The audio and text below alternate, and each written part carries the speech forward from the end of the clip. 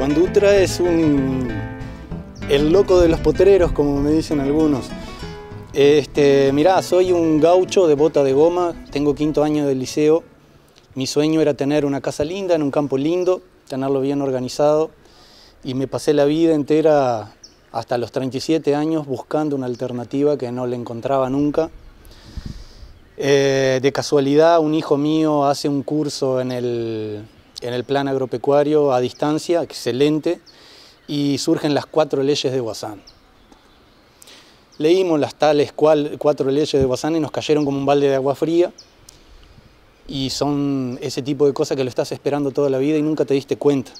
Le encontramos mucha coherencia, le empezamos a buscar información, en el Uruguay no había quien asesorara, tuvimos que largarnos solo, leyendo solo un libro. Medio lo disfrazamos adentro de un PPR y lo pudimos instalar y arrancar a vivir de otra manera. Pero para llegar hasta eso tuvimos que salir de un campo que nos corrió la forestación allá por el año 97, de la Cuarta de Rivera, y encontramos un campo barato en Tacuarembó, que por algo era barato, ¿no? Era un lugar muy lindo para vivir, pero no era un campo para trabajar, era un campo para pasar trabajo. ¿De 30 de CONIAD? 39 de CONIAD de promedio, hay partes que son 8, otras que son 20 y otros pedacitos chiquitos que son 80. ¿No? ¿Y había dejado en Rivera un campo de cuántas hectáreas? De 79. Y nos fuimos a una aventura económica de comprar 1130 hectáreas que no hacíamos la más pálida idea de cómo la íbamos a pagar en realidad. Una mezcla de... Mucho coraje. Sí, o de irresponsabilidad. Como quieras llamarlo, la irresponsabilidad de la juventud. De cualquier forma, afrontamos todos esos momentos difíciles. Fuimos a vivir en una carpa porque no había casa, pasamos 1 año y medio viviendo en una carpa. ¿Eso fue qué año? 97 y 98. Agarramos todas las tormentas del año 97 viviendo dentro de una carpa y después pudimos hacer una casita chiquita y así fuimos arrancando hasta tener lo que es hoy, que más bien es potenciado a base de pastoreo racional, ¿no? Y bueno, pero hasta el año 2007, que terminamos de pagar las deudas, vivíamos ahorcado eternamente. En 1200 hectáreas. En 1130. 1130. Y logramos salvar de las deudas 640. ¿Se vendió el resto? Se vendió el resto para pagar el banco. ¿Para pagar el Banco República era? Banco República, el finado Caja Obrera. Una cuentita por aquí y por allá. Sí, siempre, o sea que yo tenía que ir cruzando la calle hábilmente para no cruzar enfrente a los bancos como hicieron todos los uruguayos que yo conozco. Bueno, cuando terminamos de pagar las deudas vimos que no iba a andar la cosa con esos 27 kilos de carne que estábamos produciendo por año y arrancamos a buscar una alternativa. Encontramos eso que decía al comienzo del curso del plan agropecuario, las 4 leyes de Bazán. Las aplicamos medio a martillo, cometimos innúmeros errores, pero de cualquier manera multiplicó la producción por 10, cometiendo errores.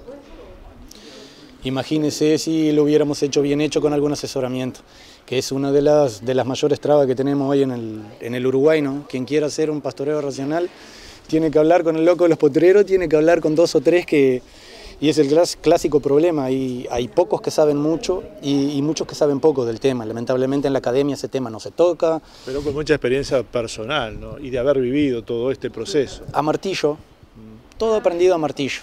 Dando con la cabeza contra la pared, perdiendo kilos en algún momento, hasta agarrarle la vuelta. Vimos las imágenes ahí donde bueno, estabas haciendo todo con madera precisamente de monte, todo aprovechar los recursos naturales que había. Y sí, porque uno entra desconfiado, ¿no? Todo lo que aparece que tenga un rechazo de la academia, un rechazo de todos los técnicos que se soltaban verdaderas carcajadas y me decían que me iba a fundir con esto, que iba a causar una gran compactación, que no iba a tener comida nunca y que iba a deteriorar realmente el campo. a la antítesis, a un campo descompactado, a un campo con especies invernales, en un campo que fue condenado a la forestación para toda la vida en la arena. O sea, la visión daba vuelta totalmente pata para arriba de lo que era la ganadería. Totalmente, no hay nada que esté de acuerdo con el discurso que tenemos, a no ser los objetivos. Todo el mundo quiere intensificación sustentable, parecía un oxímoron, una cosa que inalcanzable, pero no, existe una tecnología para hacer intensificación sustentable, y es esta. En esas 600 hectáreas, ¿cómo arrancaste? ¿Cómo, fue una parte del campo? Sí, no se podía hacer todo porque el costo de implantar el sistema PRB, el que lleva agua a todas las parcelas, es extremadamente caro. Pero te fuiste sumando a cada uno de los programas. No le erré a ninguno. Le erré al programa de ovinos porque no tengo ovejas, pero si no me había agarrado el programa de ovinos también. Los PPR, el proyecto de cría, el de cambio climático, no se salvó ninguno. ¿Y eso te permitieron financiar todo lo que era alambrado, todo lo que era parte de agua? Al primer PPR lo tuvimos que disfrazar, porque si íbamos a decir que queríamos hacer 77 potreros o un método Guasana dentro de 64 hectáreas para meterle 2 vacas por hectárea, no iban a cerrar las cosas y no nos iban a aceptar el proyecto, entonces lo tuvimos que disfrazar como un empoderamiento y abastecimiento de agua en la parcela. No había esto que hay hoy, que hablas Guasana y dices, sí, nadie sabía nada. Se había perdido totalmente el rastro. Pero de cualquier manera teníamos un proyecto armado. Entonces, después de tener el proyecto, vas encajando todo lo que va apareciendo, lo vas acoplando a ese proyecto, encauzándolo hacia terminar con un establecimiento como el que tenemos hoy. ¿Y quién te ayudó en ese proyecto? Mi familia. O técnicos. Sí, tengo un par de nombres para decir en ese caso, porque bien me podrían haber dicho que no, porque iba a ser muy difícil convencer a la gente que evaluaba los proyectos, pero tuve a Alejandro Núñez, a Sergio Clavijo y a Edwin da Costa, de Rivera, que lo lograron disfrazar muy bien y llegamos a buen puerto al final. Así que empezaste con ¿cuántas hectáreas? 64 hectáreas divididas en 77 parcelas de 0,8 hectáreas. ¿La mejor parte del campo? La peor. La peor. Arrancamos por lo peor porque nos convencimos, y ahora estamos más convencidos todavía, de que el impacto del sistema sobre la peor parte del campo es mucho más fuerte que si lo haces en la parte buena, que ya está bien. Entonces lo hacemos en la parte mala. Había mucha mugre. ¿Qué había concretamente? Mugre, fue un concepto que cambiamos. Hoy consideramos cada elemento de la naturaleza como que está cumpliendo alguna función y realmente no lo consideramos más como mugre, pero para que tengas una idea de lo que había, chircas de las más diversas especies, espinas, cedrones de campo. Había que caminar en 4 patas. Mucha masiega. Masiega en la parte donde iniciamos el primer proyecto, sí, cerrado de masiega. Paspalum notata, alguna horqueta y gramilla, mucha gramilla. ¿Pero la chirca no sigue siendo una maleza? No, la chirca ahora está cumpliendo una función adentro del esquema y se va retirando lentamente. Pausadamente vemos cómo viene entrando en retroceso y vienen ocupando su lugar especies mucho mejores e interesantes desde el punto de vista forrajero o alguna otra maleza, entre comillas, que cumple su noble función y después se retira.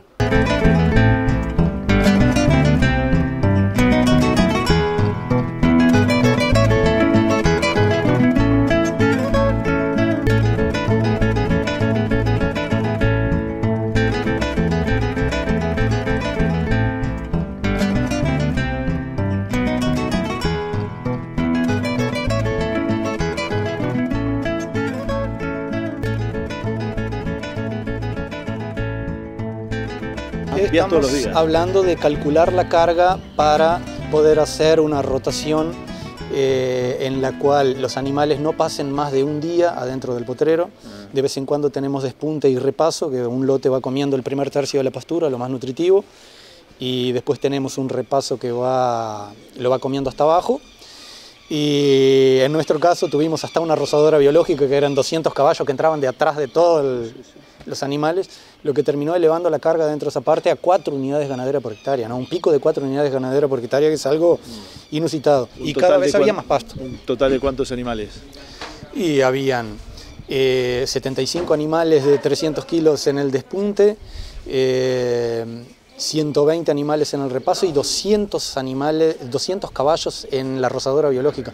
O sea que estábamos cerca de 300 animales dentro de esa parte. ¿Los caballos los eliminaste después? Sí, se fueron los caballos. Tuve un lote de problemas por mis eléctricos. La culpa no fue de los caballos. Los caballos andaban bastante bien, hacían el trabajo que tenían que hacer, transforman la pastura, hacen un disturbio en el suelo espectacular, fertilizan de la mejor manera, comen el área de rechazo de la vaca que no come en torno a sus bostas, pero yo tenía problemas con mis eléctricos que necesitaban mucho más visibilidad para el caballo. Los alambrados para caballo no funcionan, tiene que ser cinta o algo mucho más visible. Incluso hoy no tenés caballo para no tengo más caballo. Solo la moto. Solo la moto, eliminé los caballos. ¿Perro tampoco? No, los perros son chiquitos, están en casa y no salen para el campo nunca, ya saben que arranco la moto y tienen que irse para casa. Son incompatibles con este sistema. La mansedumbre del animal es fundamental también para esa mejora. Y sí, porque salís al campo y se alteró la situación. En el comienzo yo vivía corriendo atrás de las vacas, ensillaba a las 4 de la mañana. Mis hijos se ensillaban de atrás mío sin saber muy bien lo que hacíamos porque todavía estaban dormidos. Íbamos a juntar determinado potrero, nunca encontrábamos todas las vacas y vivíamos corriendo atrás de las vacas, arañado de uña de gato en la cara, los perros todos cansados y teníamos 21 caballos y no nos daban los caballos. Hoy con una moto vamos al potrero, abrimos la portera y cuando abrimos la portera está todo el ganado esperando porque sabe que los vamos a conducir a otro potrero con pasturas impecables y con aguas cristalinas. Entonces pasamos del enemigo que les zampaba a los perros al benefactor que todos los días los lleva a una pastura ideal. Hablabas del agua cristalina, hablabas de utilizar materiales de calidad también en todo lo que es la parte de conexión de aguas fundamentales, ¿no? Es fundamental porque la idea de este sistema es trabajar y no pasar trabajo. Si tú macheteás en los materiales, después terminás pasando trabajo. Y ojo, no vendo bebederos, no vendo caños, no vendo alambre, no vendo nada. Simplemente estoy aclarando que machetear en eso es un tremendo error. El tema de la temperatura del agua es fundamental también. Sí, invierno fundamentalmente. Parece que, y lo tengo confirmado, ¿no?, que el bovino tuviera no suficiente esmalte en los dientes como para soportar determinadas temperaturas. Y rechaza el agua fría. Entonces de vez en cuando calentamos el agua aprovechando que la cañería viene enterrada, la hacemos pasar al agua de vuelta, llenamos el bebedero de nuevo y no por acaso los animales se apilan a tomar agua, ¿no? Así que algo debe querer decir. Hablando de las malezas, el senecio, ¿qué representa en tu sistema? El alivio, el senecio hoy en la visión agroecológica nuestra es la solución para la compactación. El potrero ese que se cierra de senecio nunca más vuelve a ser el mismo, se descompacta. Empezamos ya con 5 años de manejo a pasarle la mano al senecio y arrancarlo sin hacer fuerza. Las raíces empiezan a direccionarse hacia abajo y no hacia los costados.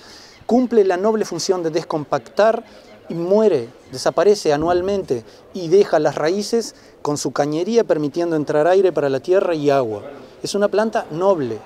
El sistema radicular descompacta. En la ganadería en general, bueno, hablamos de un enemigo, ¿no? El senecio, que hoy incluso está generando mortandades por la intoxicación en alguna zona, pero vos lo has integrado a tu sistema. Sí, él se integró solito, ¿no? En realidad él se integró solito. Donde sometas a un animal al hambre o a diversas escalas de subnutrición, siempre vas a tener el problema de que coman senecio. En mi casa boquean algún senecio de vez en cuando, para corregir alguna dolencia interna o algo que solo las vacas la saben, nosotros no la sabemos, no la tenemos ni estudiada, cuanto más entenderlos. O sea que si le ofreces una excelente pastura para que el animal se llene todos los días, que es un detalle olvidado de bienestar animal, el primer gran objetivo de bienestar animal sería que el animal se llenara todos los días. En nuestro caso, no comen el senecio porque se llenan. Y bueno, estamos hablando de que triplicaste la carga animal. ¿Es posible seguir aumentando incluso? Sí, por ahora no le veo techo. El tema es que en mi caso, a diferencia de los otros PRBs que hay por el Uruguay, yo opté por las pasturas naturales, por no combatir las malezas, las llamadas malezas, y mismo así vengo anotando una evolución principalmente invernal, lo confirman los datos del satélite, que el aumento de producción o de captación de luminosidad en nuestro proyecto es más invernal que en otras épocas, lo que quiere decir que algo interesante está pasando. Y no quiero salir de eso, no quiero más que pasturas naturales. A veces la usé en casos en que ya es extremo y que necesito realmente activar la vida del suelo y el disturbio que hacen los animales no es suficiente, va materia orgánica para el suelo. Si pudiera pasarle rotativa a todo el campo, probablemente le pasaría, pero es un costo adicional interesante hoy en día. La fertilización que hace la bosta es formidable, ¿no? La bosta y la orina despiertan la vida del suelo y la descompactación y la fertilización son efecto de esa transformación. ¿Qué especies has visto que han tenido mayor relevancia que otras? Invernales. Yo arranqué con un 80% de pasto horqueta, un 20% de gramilla. La babosita, que la vemos muy bien. Sí, no, surgió, pero no son demasiadas manchas, no se crea. Hubieron algunas imágenes sobre la babosita, pero son una manchita aquí, una grita y otra no escucha. Antiguamente no había en ningún lugar. Y adquirieron un comportamiento erecto también, ¿no? Antes vivían arrastrándose, disparando del diente, ahora dan suficiente comida como para ser agarrada por el diente del animal. Y fuera de eso, una cantidad de especies invernales que nos han asombrado. Hicimos un levantamiento botánico con Gervasio Piñeiro y Felipe Lezama. Y realmente la cantidad de especies que aparecieron que no estarían o que están y no tienen las condiciones necesarias para proliferar y dar comida, se desarrollan de otra manera en el sistema. El futuro, integrar a la familia, que ya está integrada, pero ¿qué se piensa? Educar. Lo mío no es esto, a mí me gustan otras cosas, pero parece que me tocó a mí. Y bueno, de la manera más humilde, bajando la cabeza siempre para alguna carcajada de alguna persona que no conoce el tema, vamos difundiendo el pastoreo racional por el Uruguay. Hoy yo nomás ayudé a armar 17 pastoreos racionales en el Uruguay que milagrosamente están dando resultado, o sea que no se puede decir más que la técnica no anda, la técnica anda. Lo que falta son técnicos formados que puedan hacer de esto su ganapán. Nosotros no ganamos un peso, perdemos plata en toda la jornada, pero tenemos que educar. Gracias a Dios estamos encontrando receptividad de los organismos educativos. El INEA nos está abriendo las puertas, el plan agropecuario. O sea que tampoco creer en esa psicosis que hay por ahí, por afuera y que se lee en las páginas de internet, que hay una conspiración en contra de esto. No existe eso. Existe desconocimiento y el desconocimiento solo se va educando. ¿La oveja entra en este sistema? No. La oveja tendría que estar sí o sí en este sistema. Es el animal que más fertiliza por año. Hace un trabajo con la pata que se le llevó a llamar la patita de oro en Chile, cuando Arno Klocker arrancó con el pastoreo racional, con el PRI, y Edgardo Banoni en Argentina. Sería el animal ideal para tener haciendo el repaso sobre los vacunos, o incluso pasándolo del repaso al despunte cuando empiezan a parir. O sea, la flexibilidad que te da el sistema es tanta que puedes hacer lo que quieras en el manejo del lanar. El tema es sujetarlo adentro de los eléctricos. Después que la sujetes adentro de los eléctricos, yo tendría ovejas.